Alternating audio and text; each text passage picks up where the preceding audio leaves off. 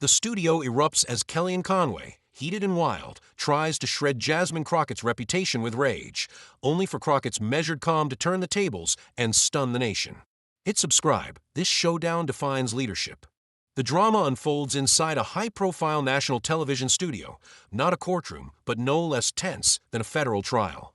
Overhead, giant stage lights blaze, so hot that the makeup artists keep sprinting to daub foreheads between takes.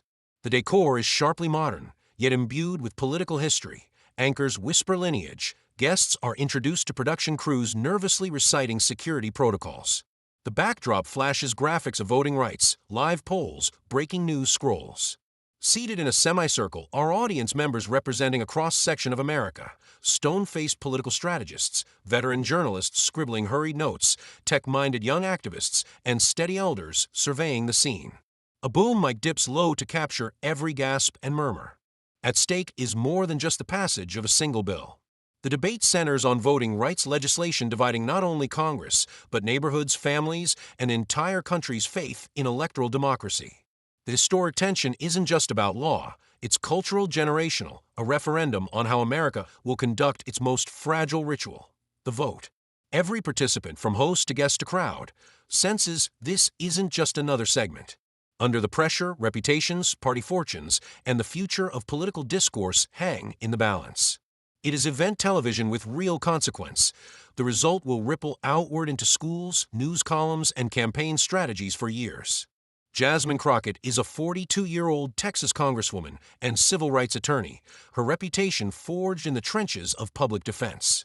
She rose from modest roots, navigating hardships and under-resourced schools, sworn to make justice accessible for the overlooked.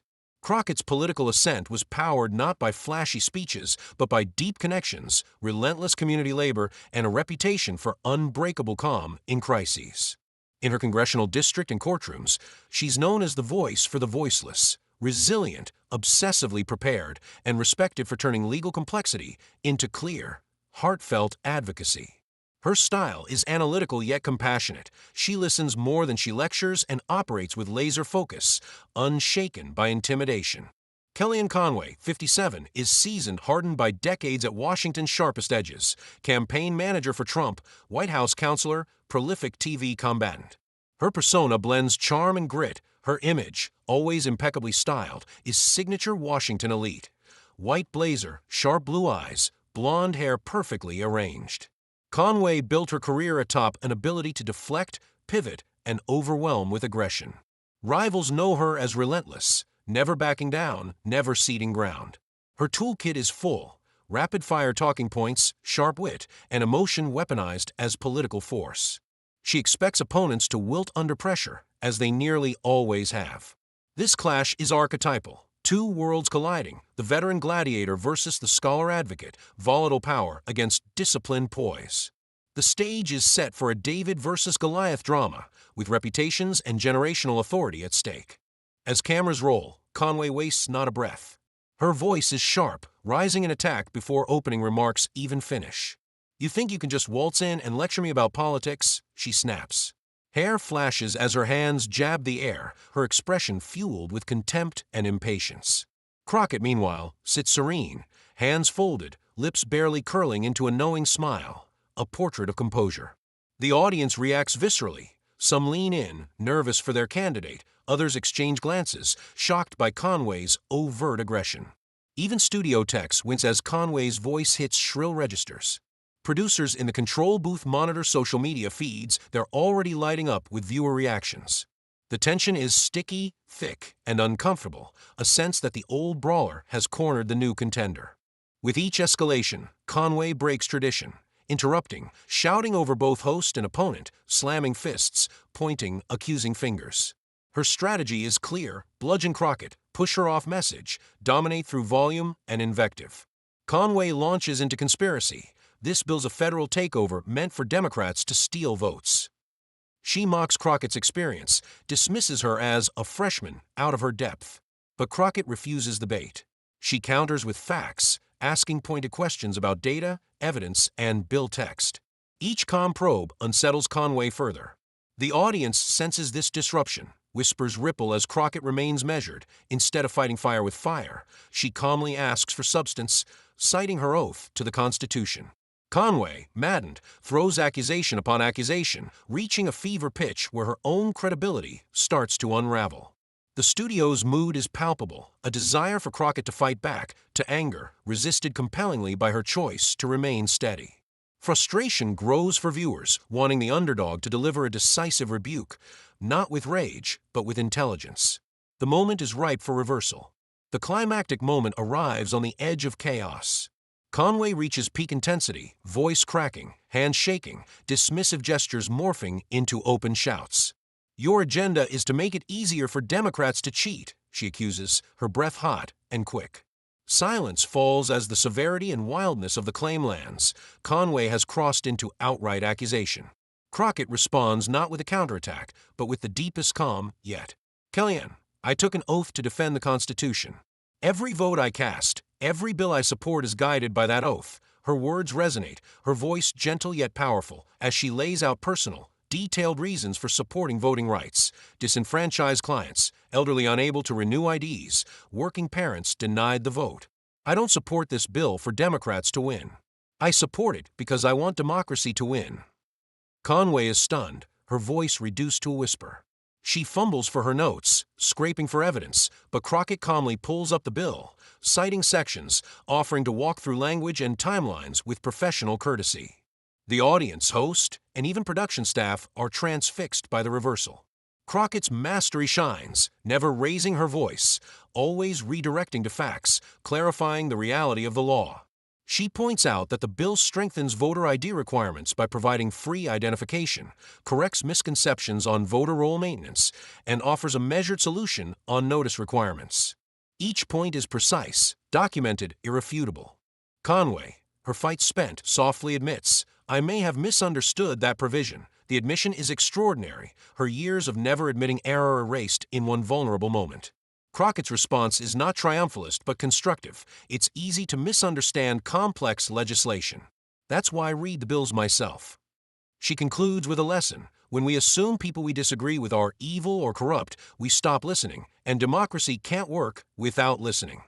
The host, audience, and even Conway herself recognize that a paradigm has shifted. Crockett closes the segment not with attack, but with empathy. "These issues matter to me too, and that's why we should discuss them respectfully." The knockout punch is not a single line, but a sequence, a masterclass in composure, evidence, and grace under fire. When the cameras stop, the shift in atmosphere is immediate and profound. Conway sits deflated, staring at her notes. The previous confidence and bravado have evaporated. She appears small, confused, uncertain. Crockett gathers her materials in silence, her composure untouched. Audience members buzz, some whisper in awe, others marvel at the professional transformation they just witnessed. Producers scramble, knowing they have not just a viral moment, but a new teaching tool for generations. Phones light up, texts and tweets pour out. "Did you see that?" Crockett turned the tables without saying a harsh word. Security staff and makeup artists exchange exhausted looks. This is not the outcome anyone predicted.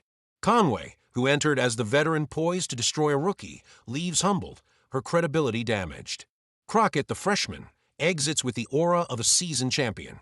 The emotional shift is clear. Intimidation yields to respect, bluster to admiration. In the ashes of rage, professionalism reigns. A reversal of power has taken place on the studio floor, echoed in the culture beyond. Crockett's resilience and restraint stand as new models for political leadership, proving decisively that calm not only survives conflict, it wins it. Within minutes, social media explodes. Hashtags trend, hashtag CrockettCalm, hashtag Conway Meltdown, hashtag Masterclass Leadership, hashtag political discourse go national and global. Clips circulate, Conway screaming, Crockett responding with surgical precision. Memes proliferate, Crockett paired with a famous, "This is fine dog," Conway depicted as a political mood ring, shifting from red to purple. Clips with "How to win an argument without raising your voice" drive discussion. Comment sections mix humor and awe. This is painful to watch, but Crockett is handling it like a boss. Analysts, celebrities, and even corporate leaders praise Crockett's masterclass in composure.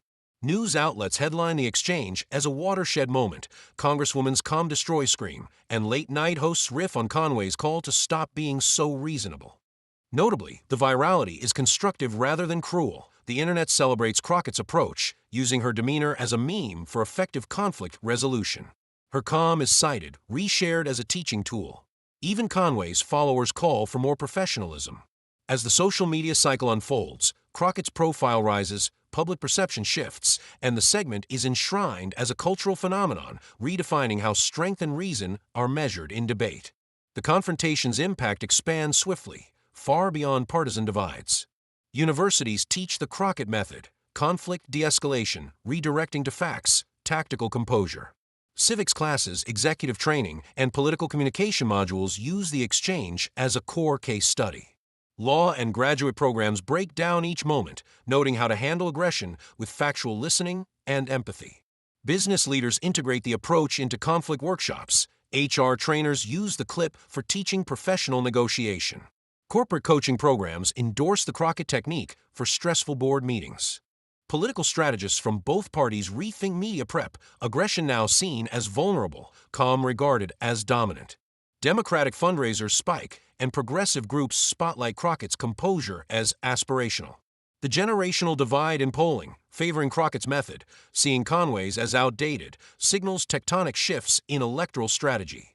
Globally, the exchange shapes discussion on American democracy. Foreign experts highlight the maturity of Crockett's engagement. International news outlets and academics adopt the moment as a turning point for democratic communication, using subtitled clips for cross-cultural teaching. For Crockett personally, the exchange is transformative. Invitations flood in for talks, interviews, leadership summits. Her career ascends from congressional new face to sought-after architect of constructive discourse. Conway's reputation, meanwhile, suffers. Future bookings are handled with caution, new pairings with fact-based, opponents avoided. She is forced to issue public apologies, attempting to reframe her actions.